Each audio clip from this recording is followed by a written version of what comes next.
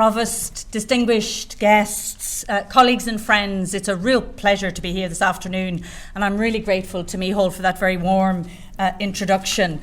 My task is really quite a straightforward one. I want to say a few words about what the Depositions are, what the Depositions project is, and to give you a flavour of the future, because as Micheál has said, this is the end of the first phase, but we've got lots more planned for the future, and hopefully I'll give you a flavour of that this afternoon. Now let's hope the technology works. Yes. On the 22nd of October, on a very cold, wintry evening back in 1641, which was 369 years ago, if you're all frantically counting, a rebellion broke out in Ireland that triggered the onset of a decade of civil war. The authorities thwarted an attempt to seize Dublin Castle, but couldn't prevent Catholic insurgents from seizing strategic strongholds in Ulster, and from Ulster the rebellion spread to engulf all of Ireland. The rising was accompanied by incidents of extreme violence as Catholics attacked their Protestant neighbours. The Protestants retaliated, also using extreme violence. And this became one of the most brutal moments in Irish history. We'll never know the exact death toll. What we do know is that more people lost their lives in the 1640s than in the rebellion of 1798 or in the civil wars of the 20th century. As I talk about the 1641 depositions, it's important to remember that they record events primarily from a Protestant perspective. Comparable depositions recording the bloodletting that the government forces unleashed against the Catholics over the winter of 1641-42 were never taken. In other words, we're only hearing one side of the suffering, and no comparable body of evidence survives to record the Catholic losses or the massacres that the Catholic community suffered. For those of you who aren't familiar with the depositions, I just want to take a moment to simply go through one deposition. It's the deposition of Anne Butler. Oops. No, that's it. Who gave it on the 7th of September in 1642. Anne begins her deposition, and I'm going to read the text just to give you a flavour of it. She begins her deposition by explaining who she is and what she has lost. That the Lady Dame Anne Butler, wife unto Sir Thomas Butler of Rathhelan in the county of Carlow, Knight and Baronet of Carlow, duly sworn and examined, deposeth that since about St. Patrick's Day last, and since she was robbed and deprived of her lands, rents, goods and chattels to the values following by means of this rebellion, in sheep, cows, oxen, young cattle and old, in breeding mares, saddle horses, catch horses, geldings and other cattle. And she goes on and on to list her losses. And these come to a total of £4,906, 5 shillings and 4 pence. That was a small fortune in the 17th century. Lady Anne goes on to identify who had committed these outrages. Quote, and this deponent further deposeth that the parties that so robbed and despoiled her were Sir Morgan Kavanagh of Clonmullen in the county of Carlow and Walter Bagnall. And she goes on and on and on, and she lists every assailant by name. She outlines in great detail what they did when they entered her house and the carnage that they wrought, before she goes on to narrate how her family was taken to Kilkenny under restraint and how on the journey they were constantly threatened with torture and death because they were, and again I'm quoting here, rank Puritan Protestants. Having related her own experiences, so we have Anne's eyewitness account, She then recounts in graphic detail the story of another woman, an English woman called Jane Jones, who had allegedly been an eyewitness to one or two, in this case, very harrowing incidents. Quote again, Jane Jones said she had seen to the number of 35 English going to execution, and that she had seen them when they were executed, their bodies exposed to devouring ravens, and not so much as a burial. Another English woman who was newly delivered of 2 children in one birth, they violently compelled her, in her great pain and sickness, to rise from her childbed, and took the infant that was left alive, and dashed his brains against the stones, and after threw him into the river of the Barrow. And the deponent, one day having a piece of salmon to dinner, on Mr. Brian Kavanagh's wife being with her, she, the said Mrs. Raynall, refused to eat any part of the salmon. And being demanded the reason, she said she would not eat any fish that came out of the barrow, because she had seen several infants' bodies and other carcasses taken of the English, taken up in the weirs. Lady Anne then concluded her deposition with an account of her incarceration in Kilkenny and the refusal of the insurgents to help her because, again, quote, she and her family were Protestants and they would not turn to Mass. In other words, they won't convert to Catholicism. This is just one extraordinary story selected almost at random that gives you a real sense of what the depositions are all about. Their content, their tone, the nature of the language. It's as if these depositions are allowing us to listen in on the conversations of ordinary people as they struggle, like Anne Butler clearly is here, with conflict, fear and trauma. You'll see many images, these line drawings. They're all taken from the Tears of Ireland, a pamphlet that's published in London in 1642. It's obviously a work of propaganda, and there are many such images that were circulating around Europe at the time. And so this is very much in that genre. In fact, not just Europe, across the Atlantic world. They're all in the exhibition. Go and have a good look at them. Here we have the depositions in their original 18th century bindings. There are over 8,000 witness testimonies, examinations and associated materials, and the number is still growing. We still haven't a final count, I don't think. They're bound in 31 volumes. Each of these volumes, obviously they're over in the manuscripts department. 11 volumes relate to Leinster, 10 to Munster. And of those Munster volumes, 7 relate to County Cork. There are 2 volumes for Connacht and 8 for Ulster. They came to the college in 1741. Aside from a number of very distinguished scholars, a number of whom are in the room, Aidan Clark and Willie Smith are here, and Nicholas Canning can't be here this afternoon, and a number of graduate students, the reality is very few people have really used the depositions.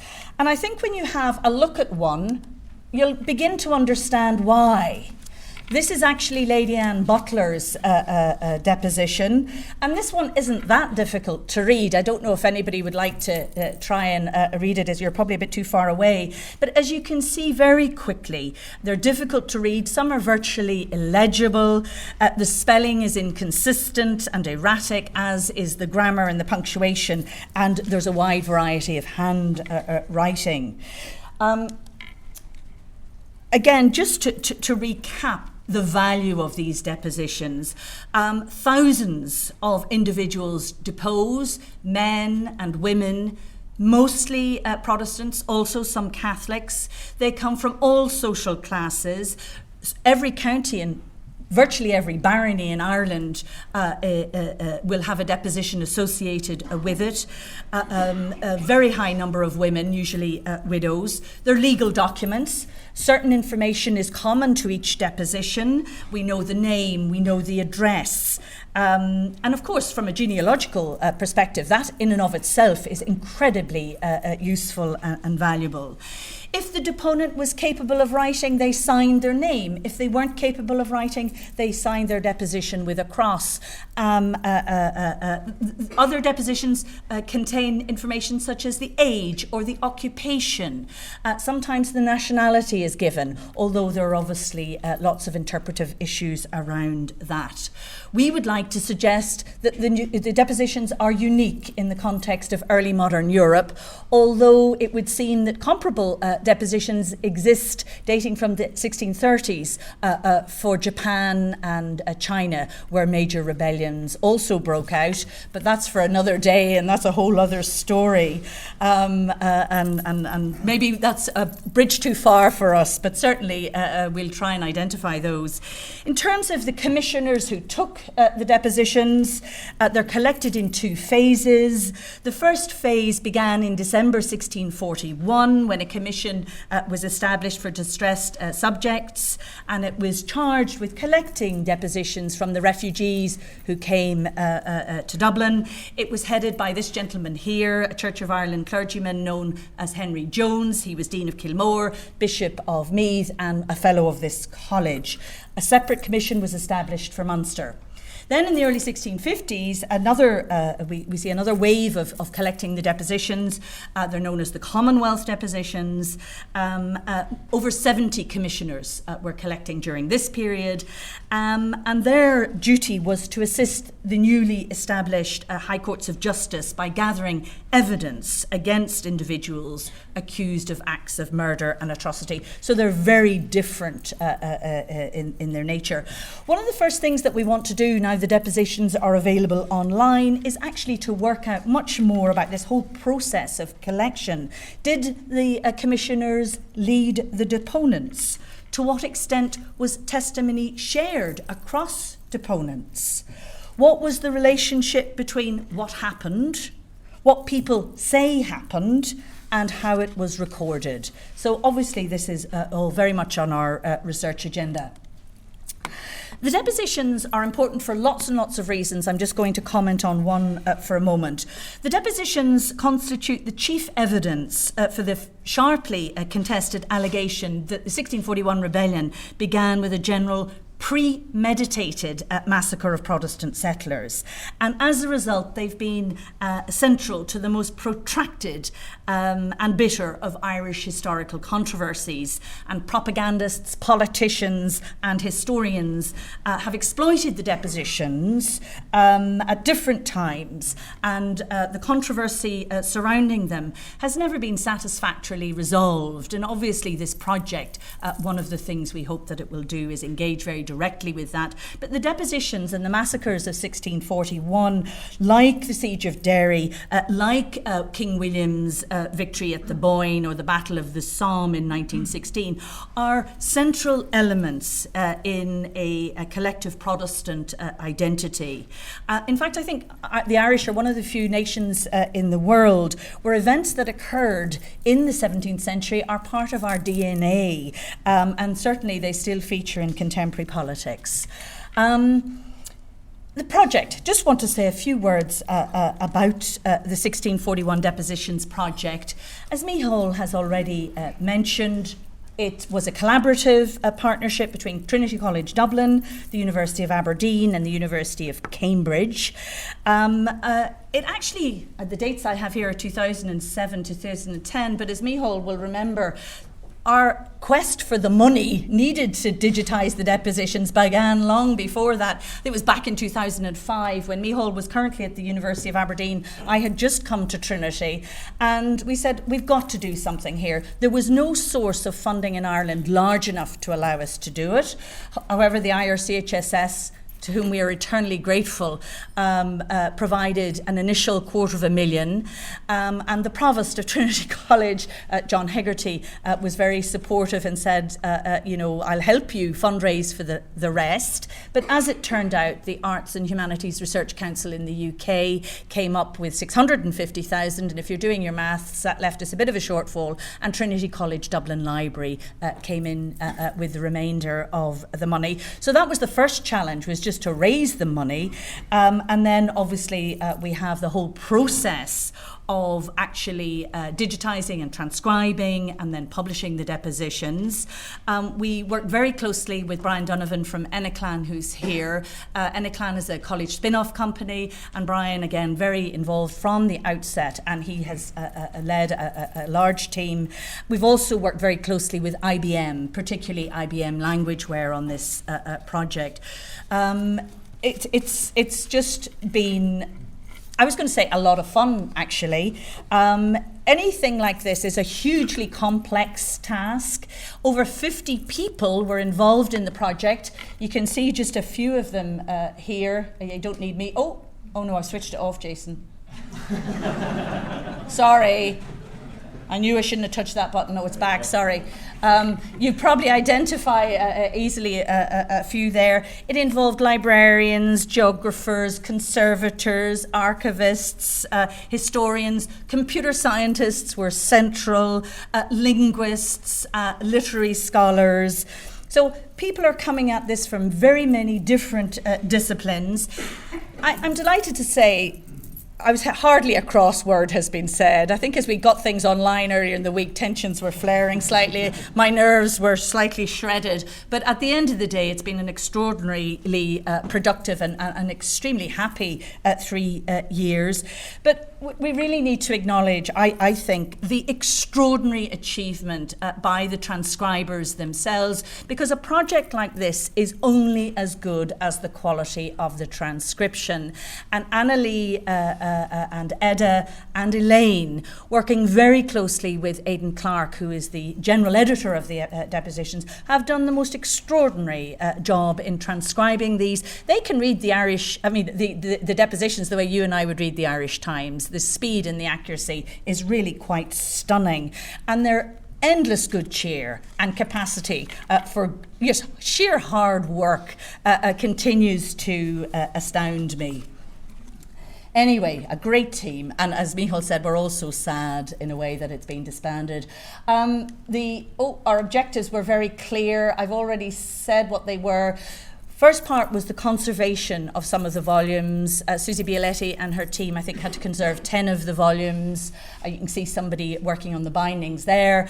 The actual digitization of the images, Brian Donovan did that in Enniclan. Then we had the transcription and the markup, because for the Depositions to be a meaningful digital resource, they have to be marked up in this text encoding initiative, a hugely complex task in itself. And then we have the publication. We'll come back to that in a minute. I want to say a word, though, about our outreach events. For some reason, and I'm delighted that it has, but this project has captured the popular imagination. We've had tremendous press coverage, and it's allowing us to bring what we think is cutting-edge scholarship to a very general audience. We had a big conference this time last year, and Michal and I are in the throes of editing the proceedings of that. And of course, we've got this wonderful exhibition on in the long room at the moment, and we would encourage you to go and see the exhibition. But the lasting legacy of this project is actually, I'll talk about the digital resource in a moment, but it's actually, for me, is the hard copy, the 12 volumes that the Irish Manuscripts Commission will publish of the 1641 Depositions. You can just see the opening page and a draft of the dust jacket. The digital environment is extremely fragile, and I think, having invested many years of our lives, a very considerable amount of money, we didn't want to risk leaving this project out there in the ether, and we needed the comfort of hard copy to know that in 100 years' time all of this hard work would still be available to scholars. So the Irish Manuscripts Commission are going to be publishing these volumes I think over the course of the next 3 or 4 years, so do buy the copies when they come out. Don't just use the online version. plug for them. It's highly appropriate that the Commission is doing it because actually back in the 1930s there have been many attempts to publish the depositions over time, but they've always been published selectively and usually for propaganda purposes. But back in the 1930s, a young Robin Dudley Edwards, who went on to become Professor of Modern History at UCD, apologies, he decided he wanted to transcribe the depositions and publish them, and he convinced the Irish Manuscripts Commission that they should be involved. The Irish government, however, was not very happy about this, and they actually wrote to the chair of the commission, and I'll simply just read an extract because it really is extraordinary. This letter is dated 16th of October 1935, and it reads, "I understand, I have not seen the particular copy, that some of them are dreary reading. And though we can quite see that the Stationery Office could not interrupt the Commission in its publication programme, we can visualise the mild uproar which will follow the appearance of the more gruesome of the depositions. Anything savouring of selection would probably be disturbing, but there's something to be said, notwithstanding, we think, for the exercise of the blue pencil." So they wanted to censor them. Anyway, the war broke out, the project was abandoned. In the 1960s, I think there was another attempt and the Troubles broke out. And of course, it would have been politically very insensitive to have published them during the Troubles. Ireland is at peace now, and a project like this hopefully can have a very constructive role. I want to say a few words about the website, because the website went live on Wednesday night, and it's been a major undertaking. Massive work going on behind the scenes. Brian and his crew, but our own people in Trinity. Shay Lawless deserves a medal. He's in the computer science department here, as does Jeff Bradley in high performance computing. These guys have worked very hard to make this available. A bit of a health warning. Remember, this is simply a digital resource. The research engines, I suspect, are still not what they should be. There is no substitute for reading the depositions. Okay, folks, you just can't get around it. Read the depositions. However, it's marvellous to have them all available online. There's lots of search engines. This is the search that I did with Anne, or for Anne Butler. So you simply type in the name. Remember, the spelling is as it was in the 17th century. We get these messages saying, you know, your transcribers can't spell. And you feel like saying, well, you've missed the point of this project if you think that. The research results come up. It's very straightforward. Then you actually see the transcription itself. But hopefully people will want to go back and look at the original. And of course, you may think that we have got the transcription wrong, in which case we'd love to hear from you. And you can go back then and simply click on that little box, and that brings you then to the original deposition. And the quality is extremely high. There are advanced search features on the website. We're continuing to work on these. I've already flagged the issue with spelling. And just to give you a single example, the Barony of Kinalmeaky in County Cork, there are currently 47 different spellings of Kinalmeaky. So just bear that in mind. There are multiple spellings, and that can confuse everybody. We're using the depositions in the classroom here at Trinity. Miol and I have a List 1, which is an undergraduate class, and they're currently working on them as part of their assignments. We have an MPhil class, and this is actually the MPhil class's blog. I suspect Sophie, if she's in the room, is just horrified that it happens to be her entry that's up there.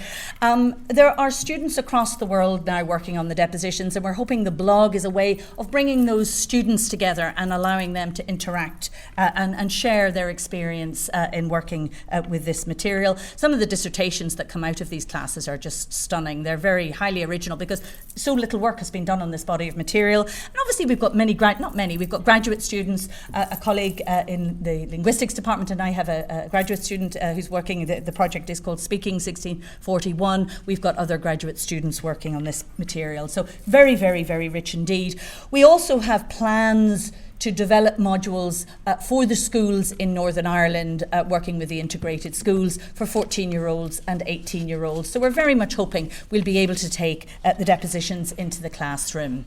So that's phase 1 of the project. I want to use the remaining 5 minutes that I have to simply say a couple of words about the future, because this is the end of phase 1 and the beginning of other phases.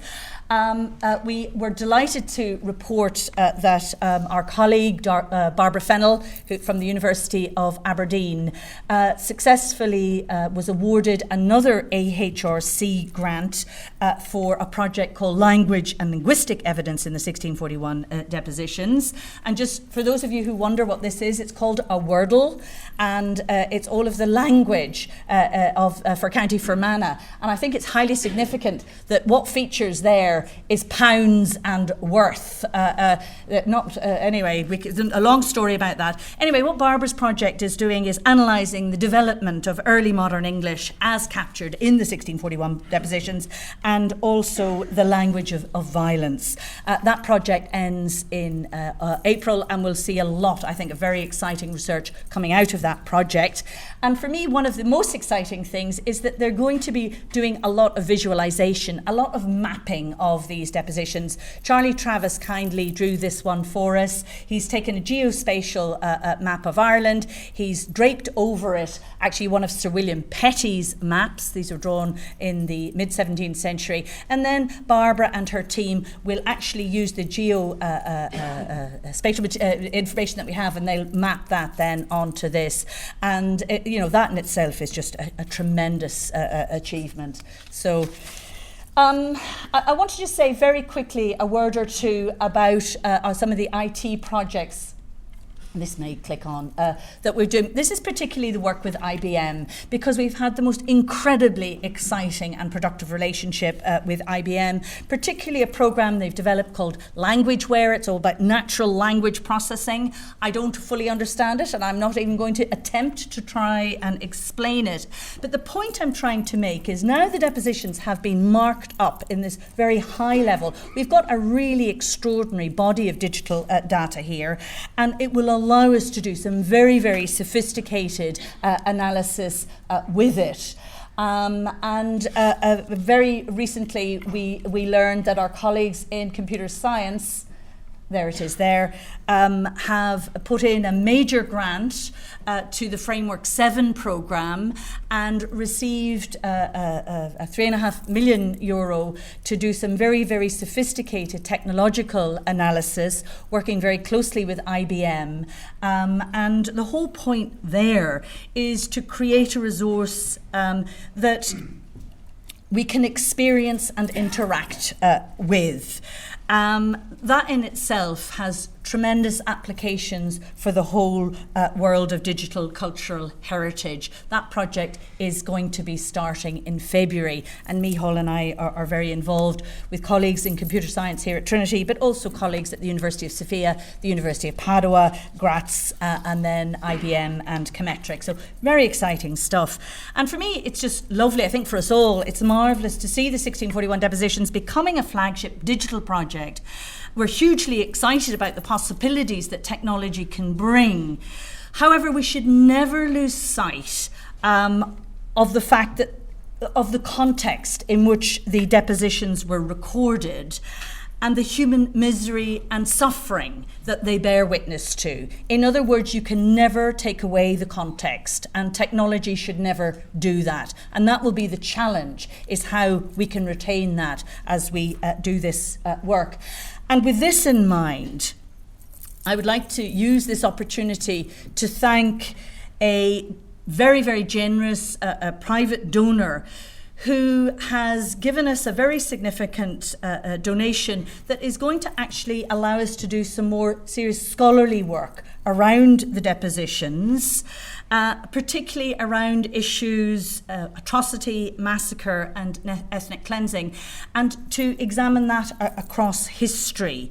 So beginning in 2011, we will run 4 major international workshops that look at these issues in distinct historical contexts: the classical world, the early modern period, the 17th century, although the 16th and 17th century, in the 19th century, and then in the contemporary world.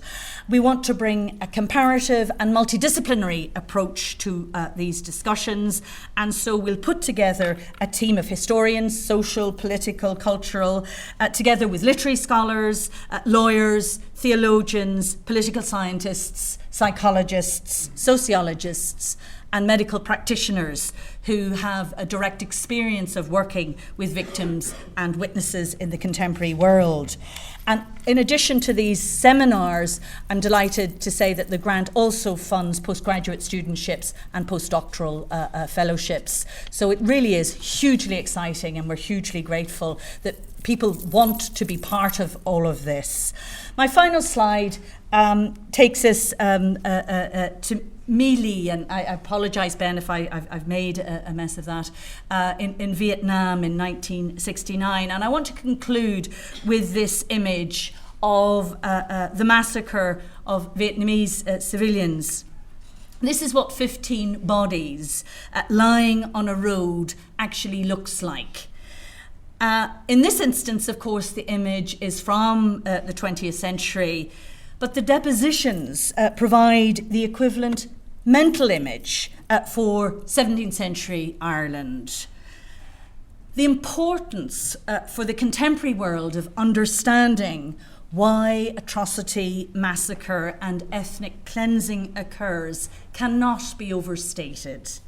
And as current events in Darfur or the recent atrocities committed in Rwanda or the Balkans highlight, these are some of the greatest challenges that the modern world faces. And depositions, like the one by Anne Butler that I began this talk with, record Ireland's own experiences of mass killing and ethnic cleansing.